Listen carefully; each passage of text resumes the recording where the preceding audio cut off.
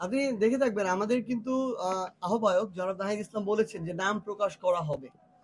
আমরা তাদের আসলে চরিত্রের শেষটা একটু দেখতে চাই, কারণ তারা যখন এখন বিপ্লবটাকে গণ অভ্যুত্থানটাকে ধারণ করে তাদের যেভাবে বোল্ডলি এক একটা সংস্কার করা দরকার ছিল, এক একটা সিদ্ধান্ত নেওয়ার কথা ছিল, যেভাবে আমরা প্রত্যেকটা জায়গায় যে অপকর্মগুলোর বিরুদ্ধে মানুষ রাস্তায় নেমেছিল সেগুলোর শেষ দেখতে চেয়েছিলাম, সেগুলো যখন আবার সামনে আসে তখন এই গাফিলতির দায় তাদেরকে কিন্তু নিতে হবে।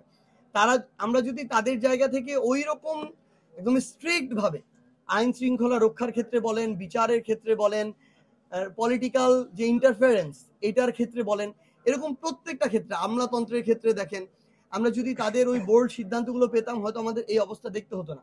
আমি একটা কথা বলেছি যে আমরা হয়তো অভ্যুত্থান পরবর্তী সময়ে বেশ কিছু পুলিশের সদস্য কিংবা হচ্ছে অন্যান্য বাহিনীর সদস্য যারা জনগণের আইন শৃঙ্খলার সাথে সম্পৃক্ত, তাদের থেকে আমরা তুলনামূলক অনেক ক্ষেত্রে ভালো ভালো আচরণ পাচ্ছি। কিন্তু আবার আমরা এমনও দেখছি যে এখন এমনও অনেক পুলিশ আছে, পুলিশ সদস্যের অফিসার আছে যারা তাদের জায়গা থেকে এখন আবার নতুন করে টাকা ছাড়া কাজ করেন। সো আলটিমেটলি তাহলে আপনি তার বিরুদ্ধে ব্যবস্থা নিতে পারেন নাই।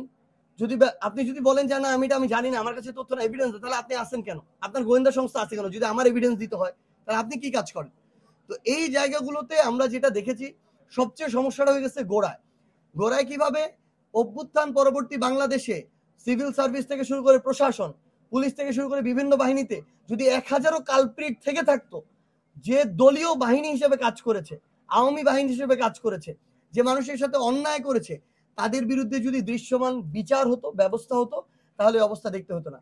তারা প্রথম ফেল করেছে ওই অগাস্ট সেপ্টেম্বর মাসে। তারা এই ব্যবস্থাটা নিতে পারে না, এখন পর্যন্ত তাদেরকে পেলে পুষে রেখেছে। তারা এতদিন চুপ ছিল, এখন দেখছে যখন কিছুই হচ্ছে না, তারা এখন তাদের আগের কাজে করা শুরু করেছে। এই জন্য আমরা মনে করি যে আমাদের যারা উপদেষ্টারা আছেন তারা হয়তো ভাবছেন যে এখন তাদের পক্ষে হয়তো বা আবার ওই বোল্ড হয়ে যে সিদ্ধান্তটা নেওয়া দরকার ওইটা করা সম্ভব নয়। এই জন্য তারা কিভাবে সসম্মানে এখান থেকে একটা নির্বাচনের মধ্যে দিয়ে যেতে পারেন হয়তো এই চিন্তা করছেন। কিন্তু ব্যাপারটা হচ্ছে নির্বাচন দিয়ে দিলে সম্মান বেঁচে যাবে, এই চিন্তা যেন তারা না করে। কারণ এত বড় একটা অভ্যুত্থানের দায়িত্ব, এত শহীদার রক্তের দায়িত্ব শুধু একটা নির্বাচন দিয়ে যদি তারা শেষ করে এক্সিট নিতে চায়, আমরা বলি বাংলাদেশের মানুষের কাছে তারা আর কোনোদিন আশ্রয় পাবে না। সো যেটুকু সময় আছে আমরা চাই তারা তাদের দায়িত্বটুকু সাহসিকতার সাথে পালন করুক। এভাবে চুপি চুপি চলে যাওয়ার চেয়ে, দায় সারা চলে যাওয়ার চেয়ে সসম্মানে যদি একটা দেশের মানুষের জন্য কিছু করে বরং নিজে ক্ষতিগ্রস্ত হয়, ওই ক্ষতিগ্রস্ত হওয়াটাও সম্মানের। আমরা তাদেরকে আহ্বান করব তারা যেন অভ্যুত্থানটাকে ধারণ করে তাদের সিদ্ধান্তগুলো বাস্তবায়ন করে। আপনাদের থেকে ভাই একটা জিনিস খুব আশা নিয়ে বলছি, গুঞ্জন শোনা যায় এটা আমরা আর শুনতে চাই না ভাই। আমরা শুনতে চাই উনি এটা করেছেন, আমাদের কাছে এভিডেন্স আছে। এই বিষয়ে আপনারা তার মতামত জানতে চান, এই বিষয়ে এনসিপির মতামত জানতে চান, একজন উপদেষ্টার বিষয়, তিনি একজন উপদেষ্টা, আমরা এনসিপির প্রতিনিধি হিসেবে কথা বলছি। কিন্তু যখন আমরা গুঞ্জন না একদম সত্য শুনি যে ওয়াশিংটন ডিসিতে বসে থাকা 13,000 কিলোমিটার দূরে থাকা একটা লোকের সাথে বাংলাদেশের সকল মিডিয়া হাউস আমাদের কক্সবাজারে বৈঠক করায় দেয়, নাস্তা খাওয়ায় দেয়, তখন আর গুঞ্জনের কথা শুনলে ভাই আমাদের অপ্রস্তুত লাগে, বিব্রত লাগে আসলে। তো আমরা আপনাদেরকে আহ্বান করব, অবশ্যই আপনি যেটা বলছেন এটার একটু এভিডেন্স কালেক্ট করে আপনার সরাসরি তাকে প্রশ্ন করবেন। সে যদি এরকম যে কোনো ধরনের ব্যর্থতার দায়ের সাথে সম্পৃক্ত থাকে অবশ্যই তার এর জন্য জবাবদিহি করতে হবে একজন উপদেষ্টা হিসেবে। আমাদের যে জুলাই সনদ, এটার আমরা আইনগত ভিত্তি পাই, যেই ভিত্তির মধ্য দিয়ে আমরা আগামীর যে নির্বাচন, সে নির্বাচনের দিকে যাব। এবং আমরা যদি দৃশ্যমান বিচার দেখতে চাই ভাই, আপনি আমাদেরকে 1000 মামলার রায় দিয়ে দিতে পারবেন না, আমরা এটা বুঝি।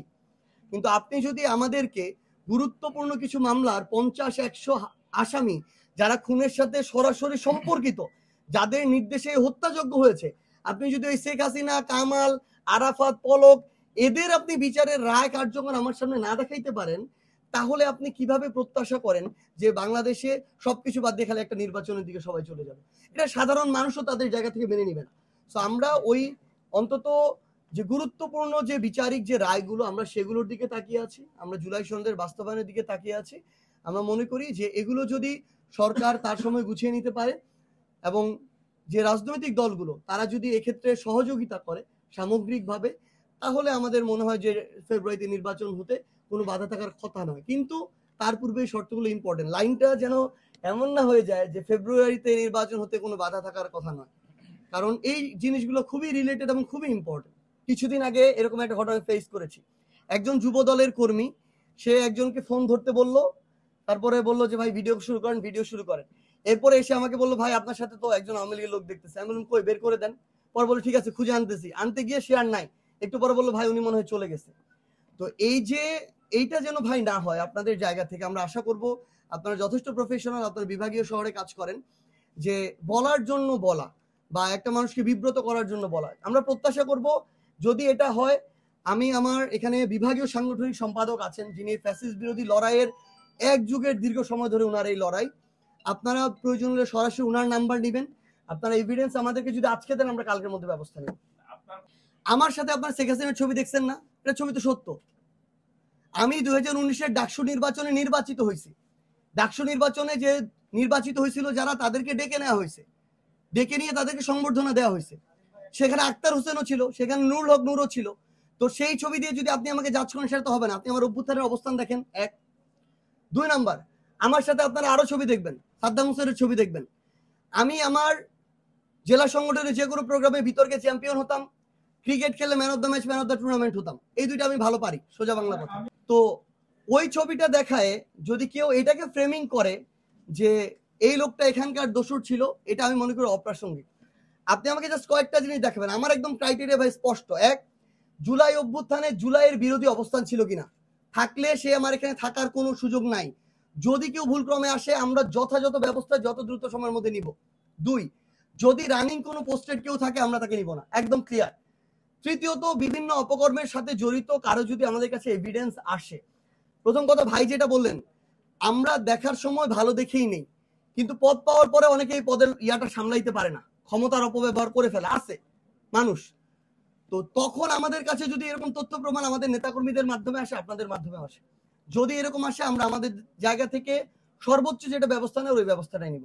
এখন পর্যন্ত আমাদের যতটুকু বুঝ, এই বুঝের জায়গা থেকে মনে হয় নাই যে প্রধান উপদেষ্টা পরবর্তীতে আবার কোনো রাজনৈতিক দলের সাথে রাজনীতি করতে চান, এটা আমাদের মনে হয় না। কিন্তু আমরা এটাও তাকে বলতে চাই, উপদেষ্টা পরিষদ দেখে মানুষের আশা জাগ্রত হয় নাই, প্রধান উপদেষ্টাকে দেখে মানুষের আশা সঞ্চার হয়েছিল। মানুষ এই অন্তর্বর্তীকালীন সরকারের উপর আস্থা রেখেছিল। সো বাকিদের সাথে তার দায়িত্বের তুলনা করলে হবে না, তার দায়িত্ব অনেক বেশি, এবং তার দায়িত্ব নির্বাচন দিয়ে চলে যাওয়ার মধ্যে সীমাবদ্ধ না। এটা একজন উপদেষ্টা চিন্তা করতে পারে, প্রধান উপদেষ্টা কোনোদিনও চিন্তা করতে পারে না।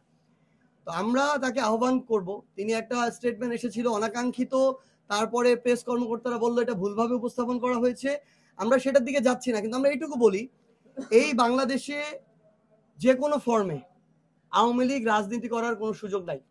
আওয়ামী লীগের রাজনৈতিক কার্যক্রম নিষিদ্ধ হয়েছে। আওয়ামী লীগকে দল হিসেবে তাদের মার্কা, তাদের নিবন্ধন আইনগত প্রক্রিয়ায় নিষিদ্ধ করতে হবে, এটা আমাদের স্পষ্ট অবস্থান। বাংলাদেশে অভ্যুত্থান পরবর্তী বাংলাদেশে আবার যদি এই প্রাসঙ্গিকতা কেউ আনার চেষ্টা করে, আমরা ধরেই নিব অভ্যুত্থানের সময় তার বিরোধী অবস্থান ছিল, হয়তো গোপনে ছিল, এখন সে সেটা প্রকাশ করছে, এবং বাংলাদেশের ছাত্র জনতা এটার বিপক্ষে তাদের যেটা অবস্থান এটা পূর্বের মতো আবার দেখাবে।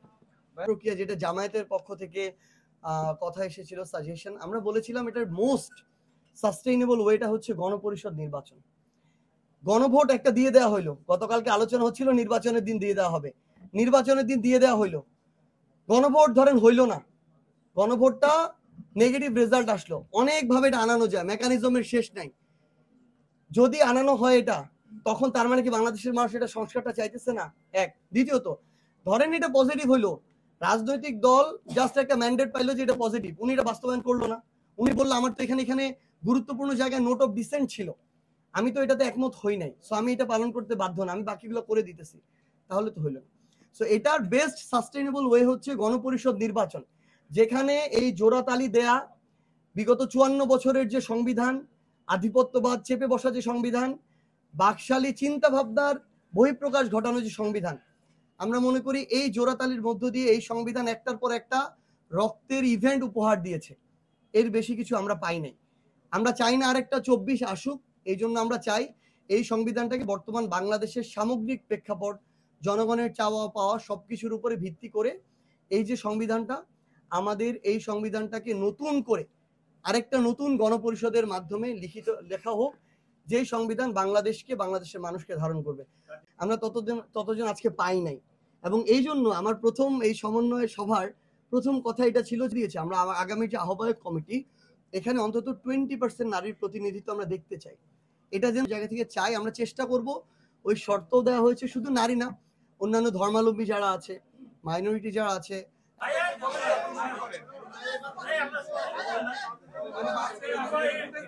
একটু সবাই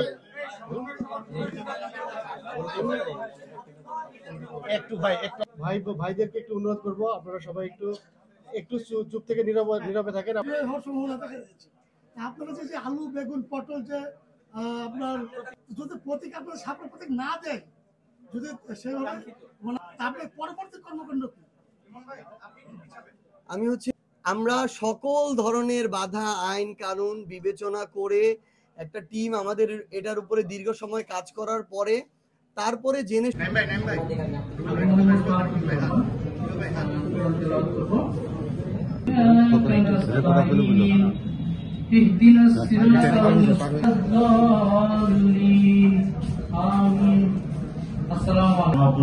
শহীদদের স্মরণে 1 মিনিট নীরবতা পালন করে